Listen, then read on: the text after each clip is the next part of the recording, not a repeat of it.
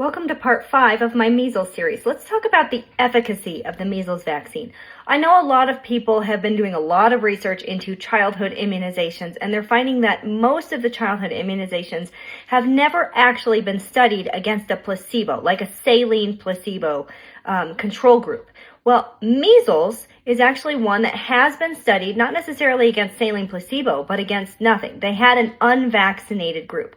In 1966, they compared a live vaccine to a live and a killed vaccine 2-dose series to just unvaccinated kiddos altogether. What they found was an 85% reduction in measles cases 6 months after the vaccine. So it was highly effective.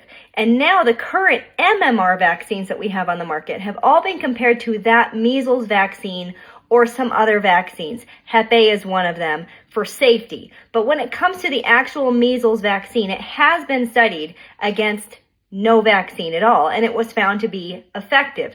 I'll get into the safety in another video. Now, they did find an increased risk of seizures in the children who got the live virus vaccine, which is what we use today. There were about 1.9 seizures for every 1,000 children in the study, and there were 35,000 children in the study. So the study concluded that if the child has a history of seizures, or a family history of seizures, they actually don't recommend giving the measles vaccine to that child. It's very rare to withhold a vaccine for any reason at this point.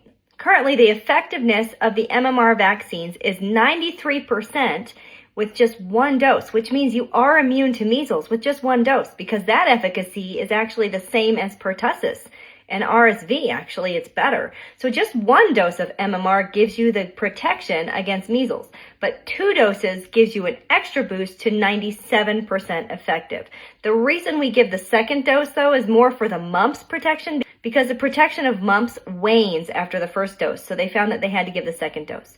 Now, what about children under 12 months? We don't give the vaccine to children under 12 months most of the time. And I mentioned in a previous video, the reason is because under 12 months, most babies still have the antibodies from their moms that protect them from measles. And if you give the vaccine to a baby under 12 months old, the vaccine is actually not super effective. It's something between 40 to 60% effective. So you can give the measles vaccine to an infant under 1, but it's not super effective, and you have to repeat the series anyway. So it would just be an extra dose if they're under 1. So efficacy of the vaccine, very high. Over 90% effective at reducing your risk of getting measles. Now stay tuned for the next part where I talk about the risks of the vaccine.